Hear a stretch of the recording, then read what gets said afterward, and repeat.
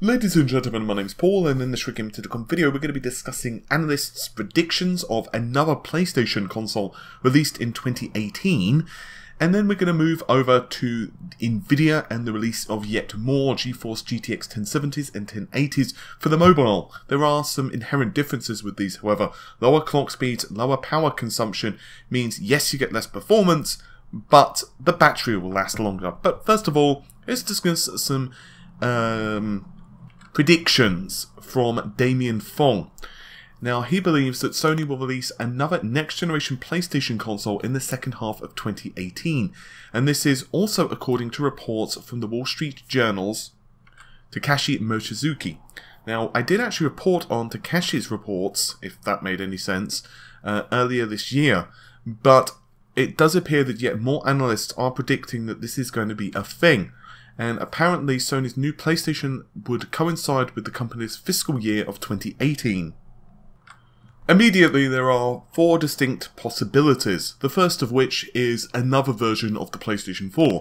So essentially it would be the PlayStation 4 Ultra Pro, for the sake of this video, which of course would be essentially the same thing in terms of hardware as the PlayStation 4, but just kicked up several more notches. In other words, much higher clock speeds maybe for the CPU, more powerful GPU, and well, that's pretty much all she wrote. Another possibility would be a PlayStation 5. The only concern I have with that being released in 2018 is, well, that's only about 5 years, which isn't that long of a life for the PS4.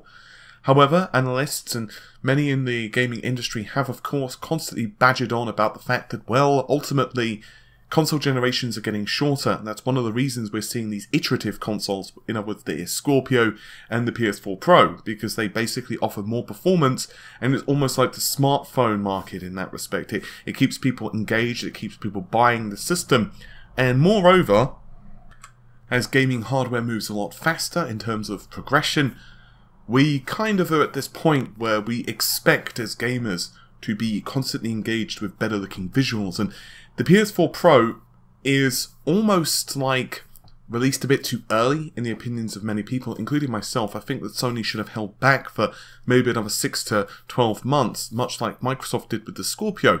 This of course would have meant that Sony could have released the system with much more powerful hardware. What are the other possibilities? Well, another very distinct possibility is another Vita. The only problem is, Sony have never really made that much of an inroads when it comes to mobile gaming. That's not to say that the Vita or the PlayStation Portable were bad systems, they were not, but Sony just kind of gave up almost on support with them, and they just kind of languished. So maybe if another PlayStation console was to become mobile, and it could potentially even be pretty powerful by that point in 2018, presumably we could possibly even have a Jaguar-based CPU, it could be pretty awesome, which perhaps leads us to the more intriguing possibility, and that would be Sony's version of the Switch, maybe? I mean, once again, the hardware is definitely available, which would be pretty interesting. A Jaguar, or perhaps even a Puma, or some derivative of that processor, in other words, a low-power CPU, combined with, once again, a pretty decent GPU, because after all, by that point, Vega will be well onto the market, in theory. 14nm will be pretty standard, it won't be very difficult to produce at that point. And you'll have an abundance of memory, perhaps even a small amount of HBM2 memory would be pretty positive. In other words, you could definitely have the makings of a low power console, and by low power I mean low power consumption, which kicks enough butt where you could certainly power a 720p or a 1080p screen, not too much problems, but very impressive visuals. Personally, however, I do believe that if Sony are going to do anything, it will be a brand new console, or perhaps a combination of both. Certainly I don't really have any issues necessarily with the prospect of a Switch type of system for the PlayStation, but I don't know. The problem is, of course, then you're fighting against a power war. If you're going with a PlayStation 5, is it going to be backwards compatible? Honestly, I think it could be. The PS4 Pro primarily is based upon a Polaris GPU, with some Vega, so it's possible that a Vega-based GPU would really form the backbone, the basis of the PlayStation 5, once again put in a more powerful CPU, perhaps Ryzen based, who knows what the cost of components will be at that point, and possibly increase the amount of RAM, or perhaps even HBM2, but I think that would be prohibitively expensive to put in an abundant amount. And you could potentially make yourself a PlayStation 5 which has a nice delimitation in its name, because if you have this expectation of users by saying the PlayStation 4 next, whatever the hell it's going to be called, you can't then make a game for the PS4 family which is then incompatible with the PS4 vanilla.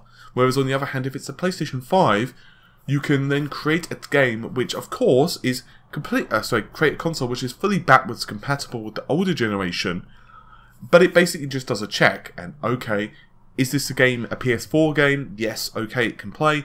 And of course it would just, lower the clock speeds or whatever it needs to do to make the game run. Whereas on the other hand, of course, it will be very happy to play PlayStation 5 games. It'll be an interesting thing, nevertheless, if this is true, because ultimately it is only an analyst's prediction. The big problem Sony have is, well, how pissed off would people be? Don't forget, it's not like the PlayStation 4 Pro was released in 2013. No, it's pretty new. And therefore, because they only released it last year, some people were already kind of annoyed that the PS4 was released and then just a couple of years later there was a more powerful console released. So, would those same individuals who then upgraded to a Pro, perhaps somewhat begrudgingly at some points, would then be even more pissed off? I don't know. It's kind of curious. There is one thing for definite, however, in the console market, there is a certain power behind being the most powerful in terms of the hardware. Obviously, Sony have made quite a lot of marketing campaigns and slogans behind being the most powerful console. Well, they can't really do that once the Scorpio is released. They just cannot do that. Microsoft are putting a lot of development eggs into the Scorpio basket. We've heard even just recently that they're creating direct physics, which is supposedly going to offer physics APIs directly embedded into DirectX 12. Whether that's going to become a thorn in Sony's side, or perhaps developers are even going to embrace that, that's a different kettle of fish. But nevertheless, the Scorpio is looking to be incredibly powerful. It's impressively so, actually.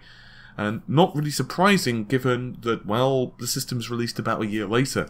And of course, there's probably going to be a disparity in the price point between the Pro and, once again, the Scorpio. We're going to have to just wait and see. Speaking of waiting and seeing, and releasing a whole bunch of stuff, let's talk about Nvidia some more, shall we? So, this week, Acer have released new high-end laptops, including the Predator Triton 700, which is just a smidgen, an iota, a jot under 19 mm thick. Interestingly, however, the graphics card was not named by Acer. So, what was it? Was it some kind of Vega derivative? Was it, another version of a GeForce? Was it perhaps, Volta? No. It is, for all intents and purposes, a GeForce GTX 1070 or 1080. In other words, there's no difference between the number of cores available. It's still got 2560 in the case of, for example, the 1080. But the base clock is lower. So in the case of a regular mobile GTX 1080, it runs at around 1550 MHz. I say about because obviously some manufacturers might push it a little bit higher, that type of thing. Whereas on the other hand, the GTX 1080 Max Q, as it's known, operates at just 1290 MHz, which is quite a lot of difference. So you're going to say to yourself, well, gee, why the hell would I ever want to do that? Why the hell would I want to go with a graphics card which has lower clock speed? Well, the answer is pretty simple. It's just power consumption. The reports put this card at just 110 watts. This is very favourable to 165 of the regular GTX 1080 mobile. That's an awful lot of power saving, which, if you're, for example, playing on the move, could mean an awful lot of difference. And not just the battery saving as well. The fact that it's more portable could also be kind of handy if, for example, you're taking it on airplanes, if you're, taking it on the train, or just generally travelling around with the damn thing. Anything you can do to lighten the load, quite literally, is quite a positive.